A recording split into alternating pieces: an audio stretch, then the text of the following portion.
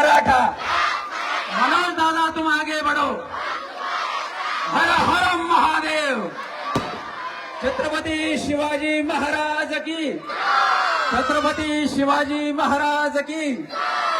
एक मराठा, एक मराठा, एक मराठा। यानंतर मी सन्माननीय भास्कर दादांना विनंती करतो की त्यांनी बाकीची खाली घ्या, नाही झाली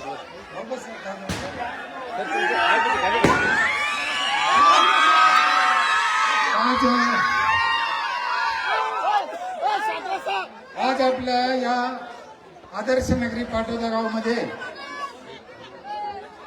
संघर्ष योद्धा आदरणीय जरांगे पाटलांचे आगमन झालेलं आहे। आपलं गाव अगोदरच चांगलं आहे, त्यात अशा माणसाचे पाय आपल्या गावाला लागले, आणखीन गाव चांगलं होईल अशा आपण आशा करूया।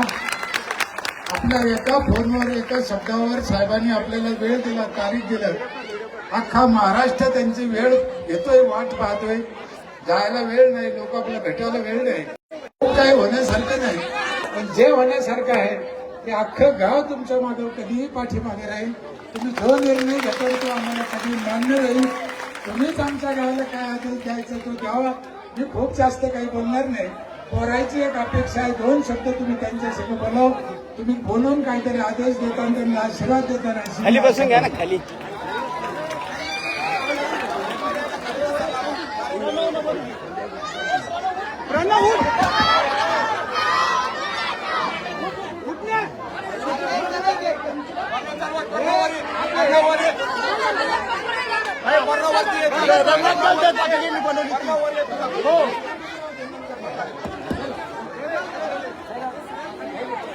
चला बाकीचे खाली बसा दादा, खाली बसा सगळे। खाली बसून घ्या सगळे।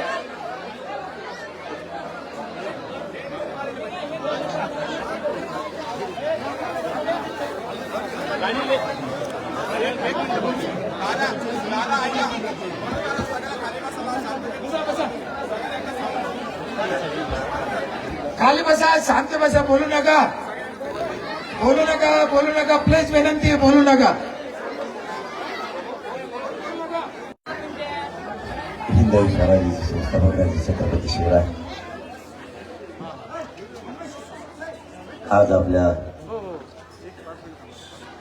आदर्श पाटोदा नगरीत तुम्ही आम्हाला बोलवलं हेच आमचं भाग्य।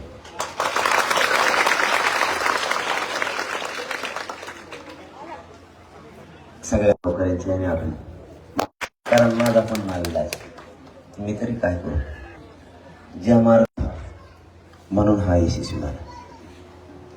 बघा माय बापा, 75 वर्षात नाही मिळालं ते आपल्या एकजुटीमुळे मिळालं। आतापर्यंत 57 लाख नोंदी मिळाल्यात मराठा ओबीसी आरक्षणात असलेल्या, 1.25 कोटी अंदाजे मराठीने त्याचा फायदा उचलला आदराच्या। आज एक मला नवीन माहिती, शहाजीराजे भोसले महाराज यांची जयंती होती, त्या दिवशी तिथं आरक्षणामुळे काय लेकरांचे फायदे होते। एका मुलीचा IPS म्हणून 21वा नंबर आला होता आधी, तिला काहीतरी व्हायचं होतं, कर्मचारी काहीतरी 21वा नंबर मानले, आरक्षणाचं प्रमाणपत्र मिळालं, ते IPS झाले, IPS 21 नंबरहून डायरेक्ट 2 नंबरवर आले, नाही ते 21 नंबरला कानाकोपऱ्यात कुठेतरी पडली असते, आणि जी तिला तिच्या बुद्धिमत्तेनुसार तिला नोकरी मिळणार होती ती मिळाली नसती। बुद्धिमत्ता असूनही मिळाली नाही, पण या आरक्षणामुळे ती 21 नंबरहून 2 नंबरवर आली, क्लास 1 अधिकारी झाली, IPS अधिकारी झाली, सॉरी। एवढं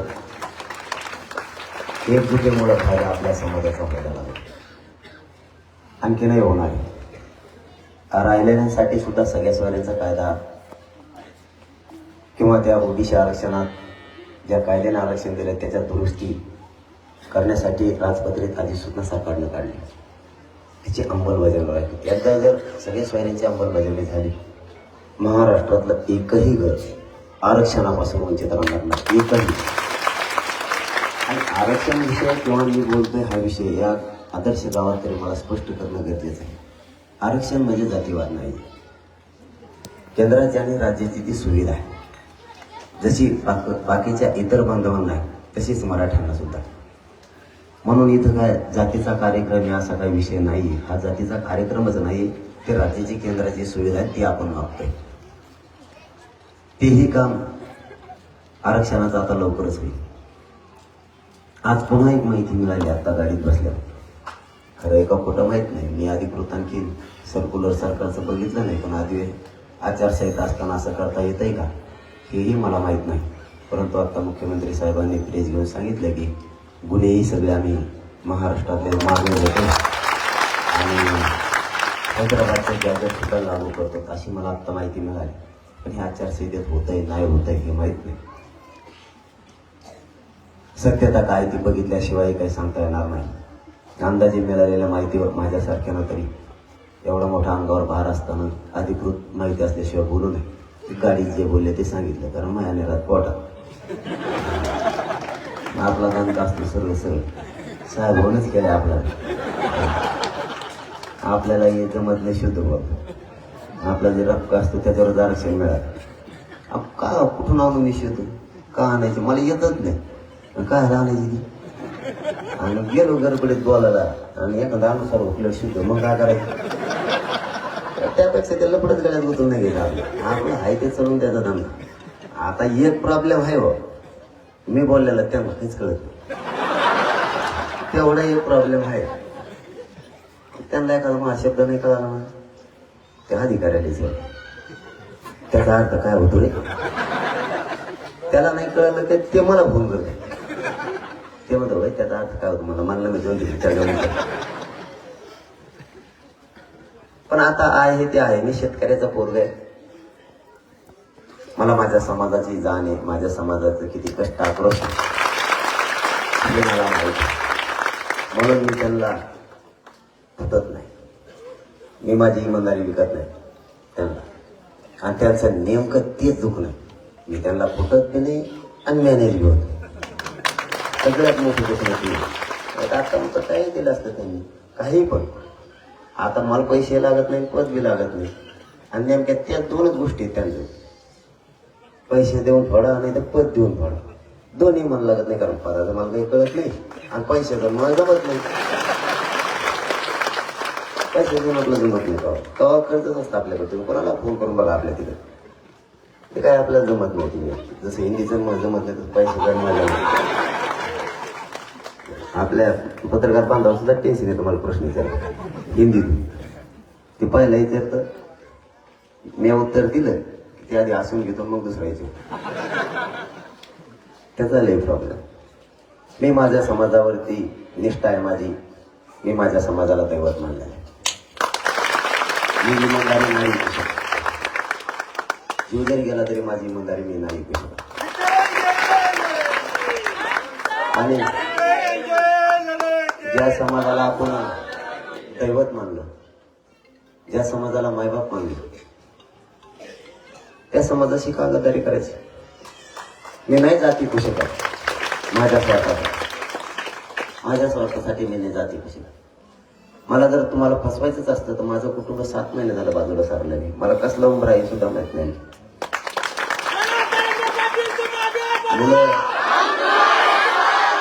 मुलं बाजारात जातात का नाही, शाळेत जातात का नाही हेही मला माहित. 7 महिन्यात फक्त रात्री मला माहित झालं की 3 दिवसापासून मुलगी ऍडमिट संभाजीनगर. तरी मी समाजाचेच कार्यक्रम करतोय. आणखी तिकडं नाही गेलो. शेवटचा कार्यक्रम केल्याच्या नंतर जाईल असं म्हणतोय. माहीत बी नाही जाईल का म्हणजे माझे पाठ थुटून घ्यायला नाही आलो. परंतु माझ्या समाजावर इतकी निष्ठा असल्यावर मी नाही समाज विकून मी मोठा होऊ शकतो. मला माझ्या समाजाला जे हक्काचं आहे तेच पाहिजे. फक्त देवाकडे माझी एवढीच प्रार्थना, माझ्या शरीरांना आरक्षण मिळूस तर मला साथ द्या. मी त्यांना मुठभर पाहिजे आरक्षण, कारण माझं शरीर या उपोषणामुळे मला साथच देत. मला 5 पायऱ्या उतरायचं मला तरी दम लागतो. नसतं मी रायगड नॉनस्टॉप चढतो बी उतरतो सुद्धा न थांबता. पण आता या उपोषणामुळं शरीर लय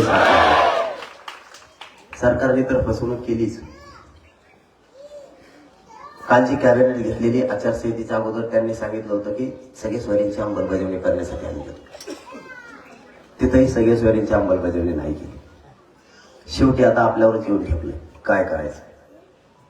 मी तुम्हाला सरपंच साहेब म्हणले तसा आदेश केलेच नाही द्या. मी तुमचा मुलगा आणि लेकरू म्हणून काम करतोय, कारण ज्या समाजाला मायबाप मानलंय मी कधीच नेतृत्व म्हणून काम केलं नाही आतापर्यंत. 24 तारखेलाच बैठक लावली राज्यातल्या. आपल्या पाटोदा गावासह परिसरातले सगळे गाव 24 तारखेला अंतरवालेले. सगळे जण काय करायचं त्याची दिशा सगळ्यांना विचारून आपण करू. त्यात सगळेच बोलवलेत आपण. सगळ्यांनी जे लांबचे ते संध्याकाळी यायलेत.